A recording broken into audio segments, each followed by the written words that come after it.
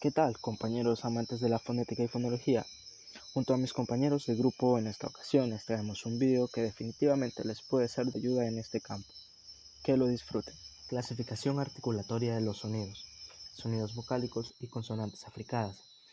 En la clasificación articulatoria de los sonidos por el modo de articulación, que se basa en la modificación que el grado de abertura o de cierre de los órganos articulatorios produce en la corriente del aire fonador, los sonidos pueden ser vocales o consonantes.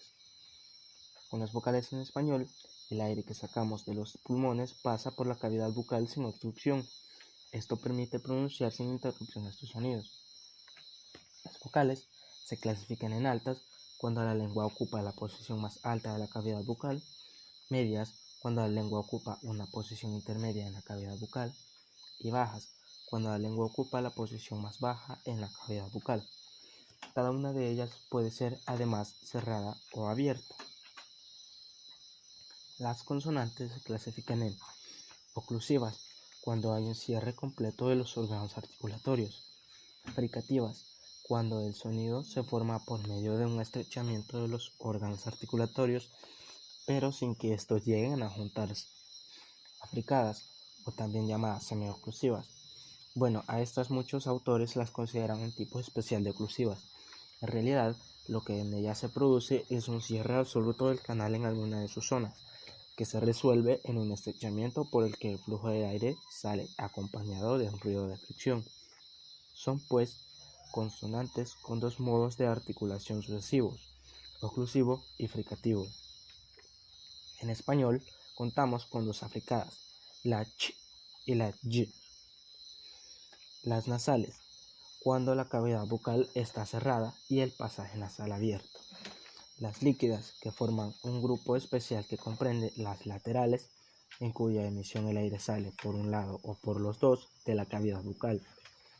Las vibrantes, cuya característica es una o varias oclusiones brevísimas o vibraciones entre el ápice de la lengua y los alvéolos. Según la acción de las cuerdas vocales, es decir, según si éstas vibren o no, los sonidos se dividen en sordos y sonoros, encontrándose las vocales entre los sonidos sonoros. Por el lugar de articulación. El lugar de articulación es donde se aproximan o se ponen en contacto dos órganos articulatorios para producir el cierre o la abertura del conducto vocal. Ello provoca la constricción de la corriente de aire, que genera turbulencias y modificación de la forma y volumen del conducto vocal, o solo esto último. Las vocales. Si al pronunciar una vocal movemos la lengua hacia delante de la boca, se le considera anterior. Estas serían la I y la E.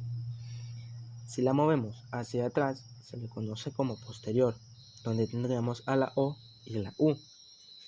Si no se desplaza ni hacia adelante ni hacia atrás, se le considera como vocal central, donde tendríamos únicamente a la vocal A.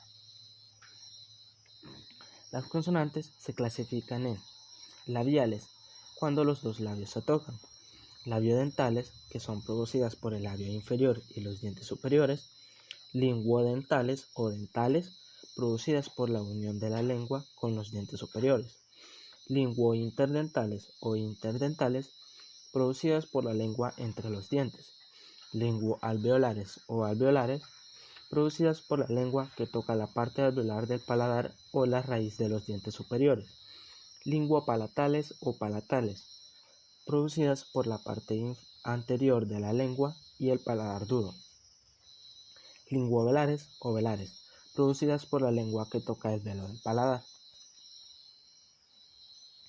Por la acción del velo del paladar. Esta clasificación abarca dos tipos de sonidos, los orales y los nasales. Los sonidos orales se producen cuando el velo del paladar se encuentra adherido a la pared faríngea y el aire sale solamente a través de la cavidad bucal.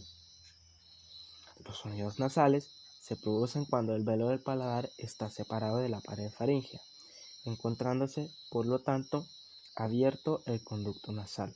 Fonológicamente, los sonidos vocálicos se caracterizan por dos rasgos articulatorios distintivos, siendo estos el modo y el lugar de articulación. ¿Por qué dos rasgos? Porque según Killis, Los sonidos vocálicos todos son sonoros y la nasalidad no es un rasgo, sino una característica fonética. Fonéticamente, los sonidos vocálicos se caracterizan por todas las características fonéticas de la vocal, definiendo así si la vocal es alta, media o baja, si es anterior, central o posterior, si es nasal u oral, si es átona o tónica, etc. En el español tenemos 5 fonemas vocálicos, los cuales son A, E, I, O, U. Las vocales pueden ubicarse tanto al inicio, en medio y al final de la palabra, y pueden ser tanto átonas como tónicas. Los fonemas vocálicos en distribución complementaria solo son 10 y dependen exclusivamente de la acción del velo del paladar. Contamos con 5 orales y 5 nasales, sonidos que se producen en ciertos contextos. No obstante, los sonidos vocálicos fuera de la distribución complementaria pueden tener algunas variaciones articulatorias como en su apertura o cierre, de anterioridad o posterioridad, etc. Tener algunas variaciones articulatorias como en su apertura o cierre, de anterioridad o posterioridad, etc. La realización de los sonidos vocálicos nasales surge en ciertos contextos. Según Quillis, un fonema vocálico se realiza como vocal nasal cuando se encuentra entre dos consonantes nasales, por ejemplo, mano, y en el otro contexto sería después de pausa y antes de consonante nasal, como en amamantar. En los demás contextos se realiza formación de diptongos, triptongos e hiatos. Bueno, en el español, los diptongos son la unión en la misma sílaba de dos vocales y, como explica Quillis, pueden formarse de la siguiente manera: IU más EAO, o sea, vocales altas con medias y bajas; EAO más IU, o sea, vocales medias y bajas con altas; IU, UI, o sea, entre vocales altas. Además, los diptongos pueden ser crecientes o decrecientes. En los crecientes, los órganos articulatorios se desplazan desde una posición cerrada a otra más abierta, como el diptongo IA. En los decrecientes, los órganos articulatorios se desplazan desde una posición abierta a otra cerrada, como en AI. Y el triptongo no es más que la secuencia de 3 vocales en una misma sílaba.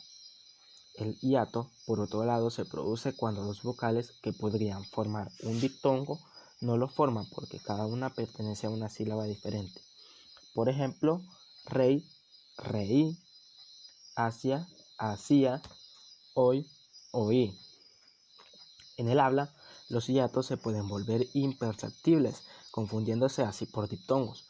A este fenómeno es el que conocemos por sinéresis. Por ejemplo, en lugar de reí, rey; en lugar de oí, hoy. Las consonantes africadas. Podemos manifestar que las consonantes africadas se caracterizan porque, según su articulación, intervienen dos momentos, uno oclusivo seguido de otro constrictivo.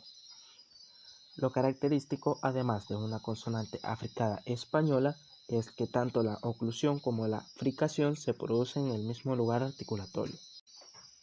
Para considerar una africada como un sonido simple deben tomarse en cuenta los siguientes criterios. Número 1. Las dos fases articulatorias de las africadas, la oclusión y la constricción, deben realizarse en el mismo lugar de articulación y por los mismos órganos articulatorios. Número 2. El límite silábico en una palabra que contenga una africada estará situado siempre antes o después de ella, pero es imposible dividir una africada entre dos sílabas.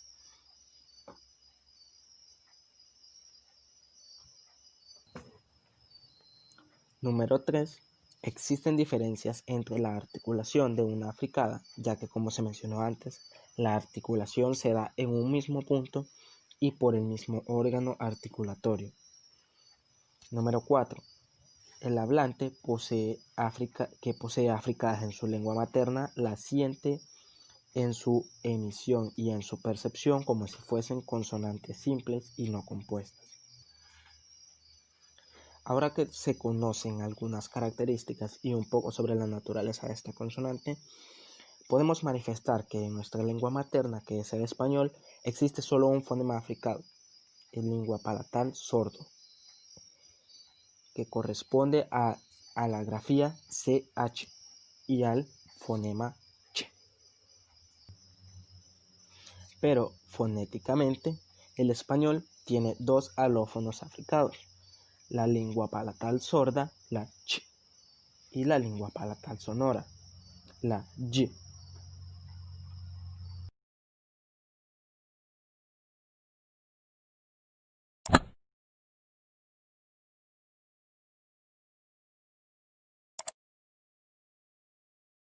Ch, ch, ch. Chico, choza, ocho, leche.